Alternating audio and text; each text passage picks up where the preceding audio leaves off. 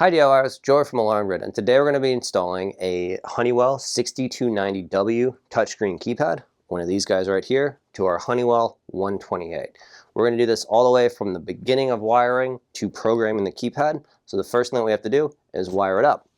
So right here, I've already cut my hole in the sheetrock and I've put the back plate on the wall. But you are going to want to do this if you are installing this device on the wall. I put 3 screws in my back plate. I leveled it. It's nice and secure and ready for the keypad to be mounted. I've also taken a 4-wire conductor or 4-conductor wire and passed it through the hole in the back plate, and I also have it coming out through the hole behind my 128 VISTA panel. Now I've already stripped my wire tips and I'm ready to install them on the terminals. I've 100% powered down my VISTA 128.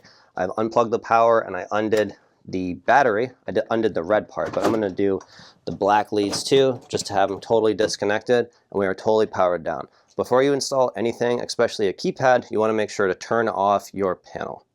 Now, the 128 VISTA, the 4 wires that you're going to connect the keypad to, or the 4 terminals, it's a little different than a VISTA P panel. So if you're used to working on like a VISTA 15P or a 20P and you're moving up to a 128, make sure that you have your instruction manual in front of you and that you know where you're landing these wires, because some of the stuff does change. If we take a look, you'll notice that terminal number 6 is our positive for power. Terminal number 7 is our negative for power. Terminal number 8 is our green data. Terminal number 9 is our yellow data. What I'm going to do is loosen up these terminals, make room under these clamps, and then insert my new wires up under each terminal, and then tighten it down to make sure the connection's good. So pardon me if I get in the way of the camera. I'm going to try to orient myself so you can see what's going on, but I may be clumsy too much.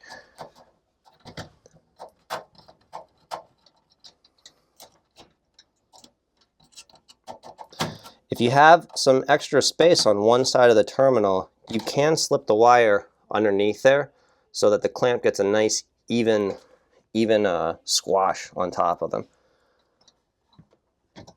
or a nice even press.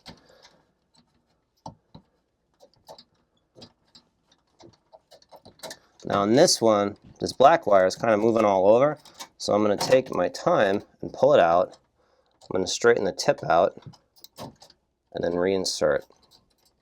And as I was doing that, I actually pulled this one out, which shows me that I have to make this connection a little more secure. And you're going to notice this when you go to wire. It's not going to be as easy and straightforward and clean as you may think. Take your time with it though, and be patient, and you'll get through your wiring. It just takes a little bit of finger dexterity and a little bit of trial and error until you get it comfortable and where you want it to be. So now I have my green. I put this on there, and then my yellow.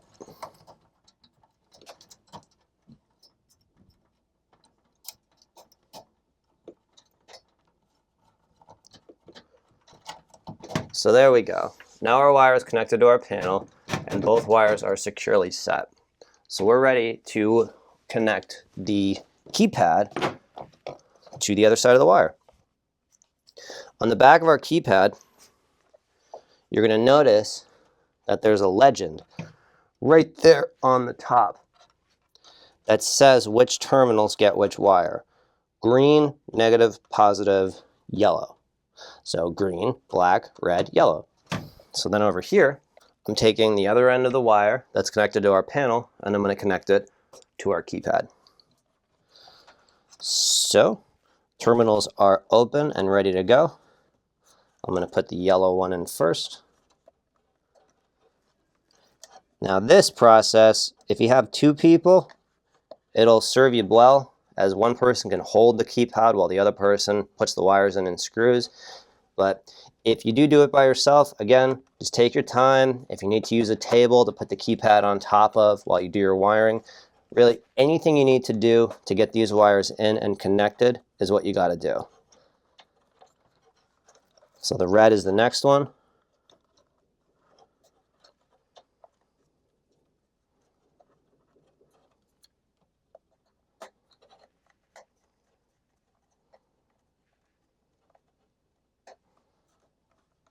The black is the next one.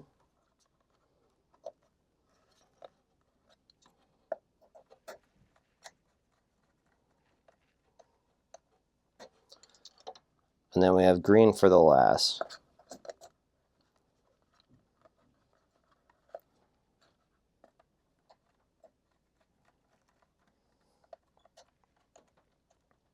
Giving a quick tug on the wires will show they're in place and secure. And I found that my black is not. Just by doing that, I was able to see that this was not connected. That would have been a troubleshooting nightmare if I actually powered everything up. So those type of steps that you take that can just confirm whether or not you've actually screwed the wires down are important to do. So let me just loosen up this terminal. We'll put the black wire back in.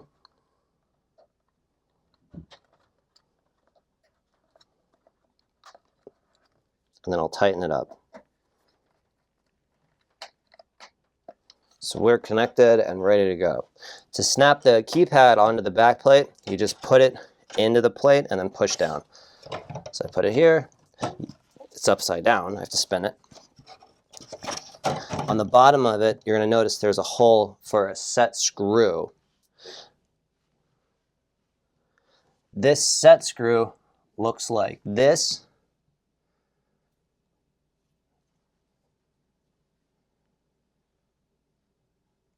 And it comes with the screw pack for the keypad. What it's used for is after we pop it onto the back plate,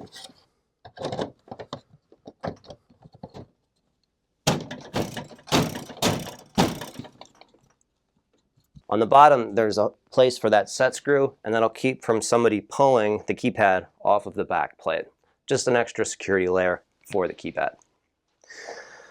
So we're wired up, we're connected, we have our keypad mounted on the wall, and we're ready to power up. So the next stage is we're going to do the programming for the keypad, and then we're going to enable the device address in the actual panel. Let's check it out. Before continuing to the next step, especially with the VISTA 128, you're going to want to pick which AUI slot you want this keypad to occupy. On a 128, we have to go into programming, we have to pick the slot that we want, and then program it to work as a slot for a touchscreen keypad. And it's a good idea before you get in the weeds with that to figure out which number you want your AUI to be on and to make sure that doesn't conflict with any other devices that you have installed on your 128. A lot of times 128s do support quite a few devices, so figuring this out beforehand is going to save you a lot of trouble. What we're going to do first is we're going to power up our panel, which is going to power up our keypad, and then we're going to do some keypad programming to get it set up to look for that AUI address. So on our panel, I'm going to plug in my backup batteries. And then I'm going to plug in the main transformer. So our keypad's booted up. We have our language selector, we have our operation mode, and we have our ECP address right there. This is going to be our keypad address. So I'm going to pick number 6 because I know that's open on our 128. And then I'm going to hit the check mark. The keypad is gathering information from the panel. And as soon as it finishes doing this, we can move to our next step.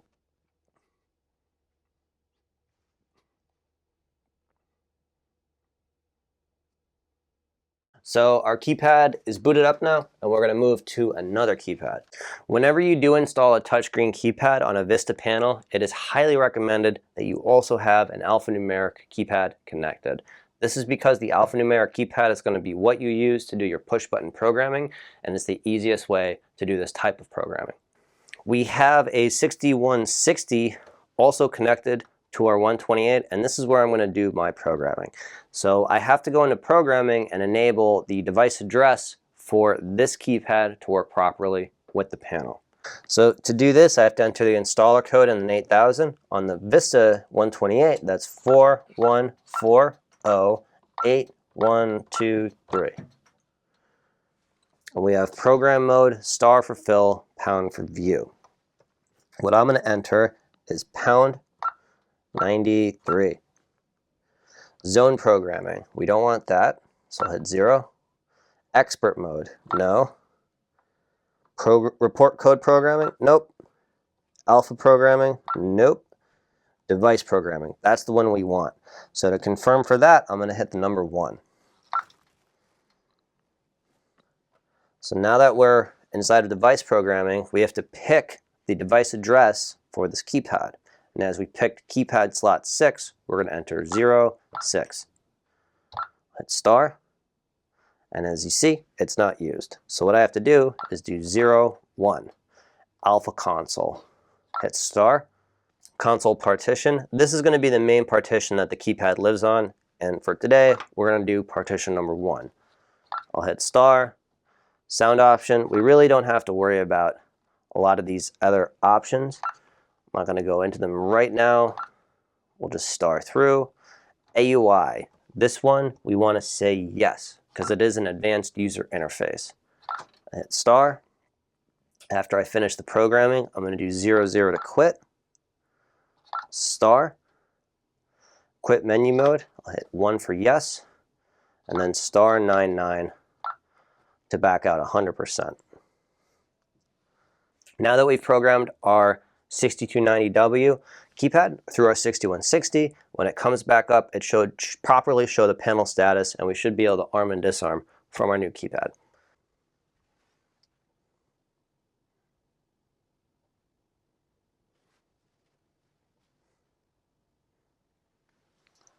Great. Right on the top, we have ready to arm. It's on partition 1, and it has our arm selection. So let's try it. Arm away. And it's working. Away. Exit now. I'm going to disarm to cancel this. 1, 2, 3, 4. Disarm. Ready to arm. And we disarmed it. If you do have any questions about programming the 6290, setting it up with a 128 or a VISTA P panel, or any other questions about this keypad, as this is a complicated process and there's a whole bunch of different things going on with it, please give us a call at 888-818-7728. Send us an email to support@alarmgrid.com, or check out our website, www.alarmgrid.com. If you did like the video, feel free to subscribe, and if you want to be notified when we post future videos, hit the notification button below and we'll send you an update when we do so. Thanks for watching and have a great day.